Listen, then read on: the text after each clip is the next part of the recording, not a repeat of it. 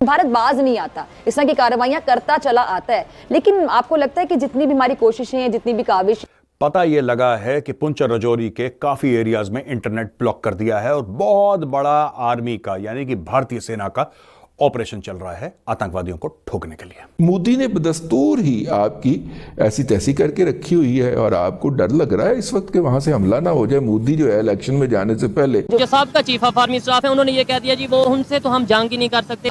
एक मोची सारा दिन जूते सीता है, उसकी कोई खबर नहीं चलाता। आर्मी चीफ हम पे एहसान कर रहा है। हमारी आर्मी की तादाद कितनी, ऑलमोस्ट 6 से 7 लाख, शायद आपको पता हो। बिल्कुल इतनी है। इंडिया की अगर बात करें, जो कि हमें हर बात में बताया जाता है, दुश्मन है, इससे ही जंग है, यही वार करेगा, वही वार करेगा, या हम घुस के मारेंगे। अगर उनकी आर्मी की तादाद की बात करें, ऑलमोस्ट 14 लाख। ये एक घसपैंडवा हमने भेजा था यहाँ से, वो अपने जहाज में गया था, वो लापता है। तो ये घसपैंडवा है किधर सर? दरमियान में वो कहते हैं कि अजब से वाकयात हैं जो आप कहेंगे कि ये एक नया बहरान कहाँ से खड़ा हो गया। यानी अगर आप देखें तो कुछ लोग ऐसे हैं जो कि हमारे अपने हैं, लेकिन वो यानी हमारे दुश्मन के हाथ बिक जाते हैं। बड़ी अनफॉर्चुनेट बात है।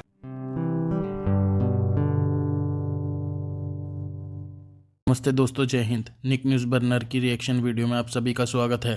दोस्तों, आपने शुरुआत की वीडियो में देखा है कि पाकिस्तान भारत के सर्जिकल स्ट्राइक से डरा हुआ है और कह रहा है कि मोदी इलेक्शन से पहले एक और सर्जिकल स्ट्राइक ना करा दे। दोस्तों, कश्मीर के पुंछ में और राजौरी में आतंकवादियों की खोज में भारतीय आर्मी की तलाश जोर पकड़ रही है। ये अभियान लगातार 3 दिनों से चल रहा है।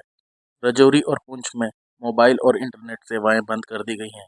इस अभियान में अभी तक आतंकवादियों से कोई संपर्क स्थापित नहीं हो पाया है। सैनिकों को लग रहा है कि आतंकवादी इस इलाके से बचकर भाग गए हैं और किसी दूसरे क्षेत्र में जा छिपे हैं। इस अभियान में ड्रोन और हेलीकॉप्टर पुंछ और राजौरी के घने जंगल में नजरें गड़ाए हुए हैं। पुंछ में आतंकवादियों द्वारा घात लगाकर हमला किया गया था और पाकिस्तानी मीडिया चर्चा कर रहा है कि अगर भारत ने पीओके के टेररिस्ट कैंप पर हमला कर दिया तो हम इस भारत के इस हमले को संभाल नहीं पाएंगे। पाकिस्तानी मीडिया बहुत ही डरा हुआ है। तो दोस्तों, किसी ने अगर हमारे चैनल को सब्सक्राइब ना करो तो प्लीज़ सब्सक्राइब कर दे और बेल का आइकन जरूर दबा दे ताकि सबसे पहले आपको हमारी वीडियो की नोटिफिकेशन मिल सके।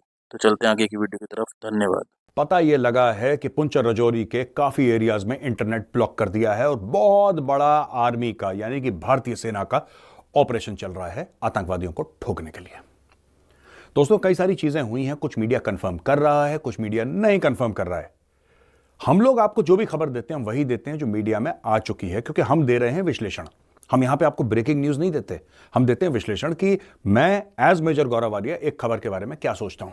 तो पहले हम मीडिया में जाते हैं, देखते हैं इस खबर है, फिर उसके ऊपर हम आपको अपना विश्लेषण देते हैं। दोस्तों, मैं आपको बताता हूं 2-3 बातें। अब हुआ यह है कि चाइना कहता है पाकिस्तान से कि यार तुम कुछ खटपट करो, कुछ करो यार। उस हरकत से क्या होगा जब पाकिस्तान कुछ करेगा? और जाहिर सी बात है पाकिस्तानी आर्मी अटैक तो करेगी नहीं, पैसे हैं नहीं उनके पास। थोड़े बहुत पैसे लेके फिदाइन अटैक करो, सुसाइड अटैक्स करो इंडियन आर्मी के ऊपर। अब इंडियन आर्मी को लगेगा कि यार यहां पे ना, अब देखिए जैसे यूनिफॉर्म फोर्स है, जैसे डेल्टा फोर्स है, विक्टर फोर्स है, यूनिफॉर्म फोर्स है, ये क्या है? ये जो जम्मू और कश्मीर के एरिया में जो राष्ट्रीय राइफल्स, ये जो अलग अलग फोर्सेस है ना राष्ट्रीय राइफल्स की, ये इनके नाम है यार। ठीक है, तो डेल्टा फोर्स आपके डोडा की साइड में डेल्टा फोर्स हो गई, रोमियो फोर्स का राजौरी की साइड में रोमियो फोर्स हो गई, Victor force Victor V valley Kashmir घाटी की हो गई, है ना जी। Romeo force, Victor force, Delta force, uniform force को रिपर्पस करके बोला कि जी आप लाइन ऑफ एक्चुअल कंट्रोल पे जाओ, आप आगे चले जाओ। वो निकल गए वहां पे। तो आपका गैप हुआ ना जम्मू एरिया में, उस गैप का फायदा उठा के ये सारी हरकतें हो रही हैं। मैं ये नहीं कह रहा कि ये एरिया खास यूनिफॉर्म फोर्स का था, मैं ये नहीं कह रहा कि एरिया में जहां पे हुआ है यूनिफॉर्म फोर्स का AOR है। मैं आपसे कुछ और कह रहा हूं। मैं आपसे ये कह रहा हूं कि यहां पे जब ट्रूप लेवल्स या ट्रूप कॉन्सेंट्रेशन कम होता है ना, तब ऐसी हरकतें होती हैं। और चीन यही करवा रहा है पाकिस्तान से, और चीन कह रहा है कि दबाव डालो। अब यहां पे दबाव आएगा। अच्छा, फौजी तो उतने ही हैं, ये फौजी आएंगे कहां से? ये भी तो समझा दे कोई। कहीं ना कहीं से आपको निकाल के डालने पड़ेंगे ना। अचानक तो ऐसे करके पैदा तो नहीं हो जाते कि लाख बंदे पैदा हो गए, ऐसा तो नहीं हो सकता। तो आपने यहां पे लोग डाले, और जब आपने यहां पे लोग डाले हैं तो ये कार्रवाई, ये एक्शन यहाँ पे शुरू हो गया। नोट तो 100 रुपए का हमारी जेब में रहता है, लेकिन उसकी वैल्यू 20% डिवैल्यूएशन हो रही है। हाँ, दुनिया में भी ये काम हो रहा है, लेकिन यहाँ पे कुछ अनोखे तरीके से हो रहा है। वाई बिकॉज यहाँ पे वो बड़े डार साहब आए थे, वो बड़ा कुछ ठीक करने के लिए, लेकिन बोला ना कि दुनिया में भी ये काम हो रहा है। मैं आपको बताता चलूँ, कई ऐसे कंट्रीज हैं जो अपनी करेंसी को वैल्यू दे रहे हैं ज़्यादा, उसकी वर्थ फॉर बढ़ा रहे हैं। एग्जांपल चाइनीज, इंडिया की आप बात कर लें, अच्छा ब्रिक्स के अंदर इंडिया आ रहा है, इंडिया ब्रिक्स के अंदर आ रहा है, जिसके अंदर बड़ा डील है।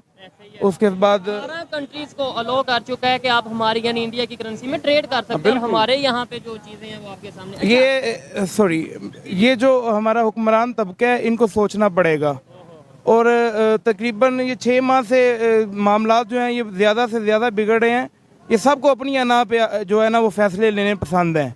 कोई भी है इस पार्टी में, जो भी है इस टाइम पाकिस्तान के बारे में अगर सोचना है तो इनको बहुत जल्द जो है एक बैठक पे बैठना पड़ेगा। सवाल ये पैदा होता है कि शुरू से आप काफ़ी नॉलेजेबल लगते हैं, लेकिन इसलिए आपसे ये सवाल कर रहा हूँ कि शुरू से हमें ये बताया जाता है डिफेंस पे बहुत बजट लग रहा है, डिफेंस पे बहुत बजट लग रहा है, जिसकी वजह से हम इस तरीके से स्टेबल नहीं हो पा रहे। मुझे बताएं, अभी रिसेंटली जो हमारे साबका चीफ ऑफ आर्मी स्टाफ थे बाजवा साहब, कमर जवेद बाजवा, उन्होंने स्टेटमेंट दी है कि इंडिया जो है, इंडिया की जो फोर्स है उसका हम मुकाबला उस तरीके से नहीं कर सकते क्योंकि टेक्नोलॉजी है उनके पास मतलब ये है। इस तरीके से हामिद मीर साहब को उन्होंने मैंने अभी रिसेंटली वो हामिद मीर साहब का वज़ारा आपा के साथ एक छोटा सा क्लिप मैंने देखा है।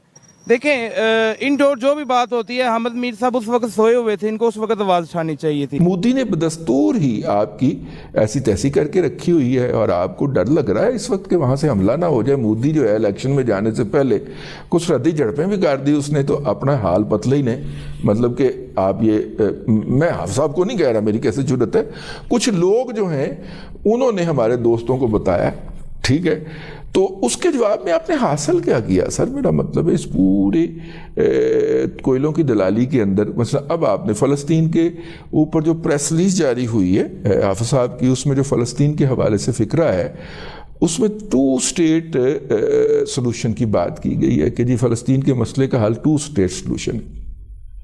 एक स्टेट जो होगी वो तो हो गई ना फ़लस्तीन, दूसरी स्टेट कौन सी होगी? दूसरी इसराइल। तो इस यानी 2 स्टेट का कह के हमने इसराइल को तस्लीम कर लिया है, इसका तो यही मतलब हुआ। मेरी अकल तो यही कह रही है। ये जो बार बार सबसे पहले ये वाला मुहावरा मैंने सुना मौसूफ अनवारुल हक काकड़ साहब के मुंह से, और ये बात जहन में रखिएगा कि अदारे की पॉलिसी से हाफिज सैयद आसम मुनीर शाह साहब तो डेविएट कर सकते हैं, काकड़ साहब नहीं कर सकते। उन्होंने अदारे की पॉलिसी को इतना रट्टा लगाया। दोस्तों, अगर आपको हमारी वीडियो पसंद आई है तो प्लीज़ लाइक ज़रूर करें और साथ में शेयर करना ना भूलें। और साथ ही दोस्तों, ऐसी ही लेटेस्ट वीडियो देखने के लिए हमारे चैनल को सब्सक्राइब करें, साथ ही बेल का आइकन जरूर दबाएं ताकि सबसे पहले आपको हमारी वीडियो की नोटिफिकेशन मिल सके। धन्यवाद।